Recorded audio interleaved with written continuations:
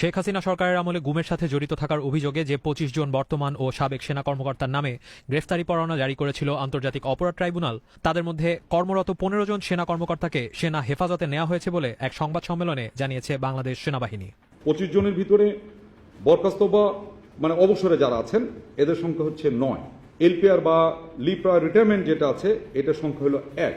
আর চাকরিরত অফিসারের সংখ্যা হচ্ছে এখানে ১৫ জনের মধ্যে একজনকে শুধু মিসিং, বাকি সবাই জয়েন করেছে, এই হেফাজতে চলে আসছেন। ১৪ জনই আমাদের সেনা হেফাজতে চলে আসছে। সেনাবাহিনীর পক্ষ থেকে জানানো হয় যে আইসিটির জারি করা গ্রেফতারি পরোয়ানা তাদের হাতে আনুষ্ঠানিকভাবে না পৌঁছালেও গণমাধ্যম ও সোশ্যাল মিডিয়ায় প্রকাশিত খবরের ভিত্তিতে কর্মকর্তাদের হেফাজতে নেয়ার পদক্ষেপ নিয়েছে তারা। আমরা এখনো ওয়ারেন্ট কিন্তু হাতেও পাইনি, ইভেন পুলিশও তখন আমাদের সাথে কেউ যোগাযোগও করে না যে একটা ওয়ারেন্ট ইস্যু হয়েছে। এটা social media is faster than anything. Legal side তো লিগেল মতো যাবে, social media is faster than legal.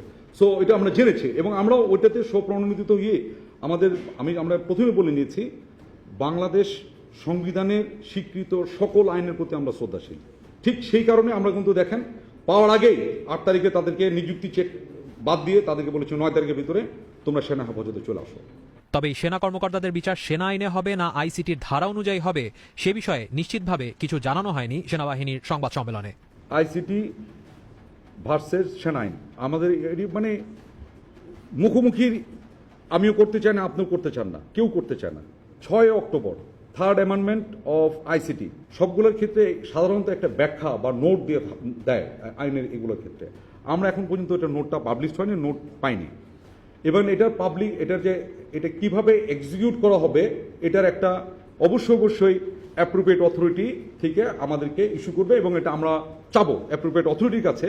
সেনাবাহিনী বলছে ৬ অক্টোবর আইসিটি আইনের একটি ধারার সংশোধন করে আইন মন্ত্রণালয় যে প্রজ্ঞাপন জারি করেছে সেই ধারার বিষয়ে বিস্তারিত ব্যাখ্যা জানতে চাওয়া হবে সংশ্লিষ্ট কর্তৃপক্ষের কাছে। ওই ব্যাখ্যার ভিত্তিতে সিদ্ধান্ত নেওয়া হবে যে সেনা কর্মকর্তাদের বিচার কোন আইনে করা হবে। For arm forces, specially for army যদি বলি, নেভি আর সেম, তার জন্য এটা কিভাবে এক্সিকিউট করা হবে এটা তোমরা আমাদেরকে একটু ব্যাখ্যা করো। এই ব্যাখ্যাটা আমরা চাবো ইমিডিয়েটলি। এই সবগুলো যে ঘটনা যেগুলো বলা হচ্ছে সেগুলো ছিল তারা আইদার র্যাবে ছিল অথবা ডিজিএফআইতে ছিল ইত্যাদি। র্যাব স্বরাষ্ট্র মন্ত্রণালয়ের আন্ডারে, র্যাব আর্মি হেডকোয়ার্টার আন্ডারে নয়। এবং র্যাব কীভাবে ফাংশন করে তার আর্মি হেডকোয়ার্টারের কাছে রিপোর্টিং বা অন্য কোনো কিছুতেই সাথে সম্পৃক্ত নয়। DGFI directly under prime minister office, সেখানে আর্মির আন্ডারে অবশ্যই নয়। সেনাবাহিনী বলছে হেফাজতে নেওয়া সেনা কর্মকর্তাদের এখনও জিজ্ঞাসাবাদ করা হচ্ছে না বা তাদের বিষয়ে সেনাবাহিনীর পক্ষ থেকে কোনো তদন্ত পরিচালনা করা হচ্ছে না। আমাদের গুম সংক্রান্ত একটা ন্যাশনাল কমিশন করেছে।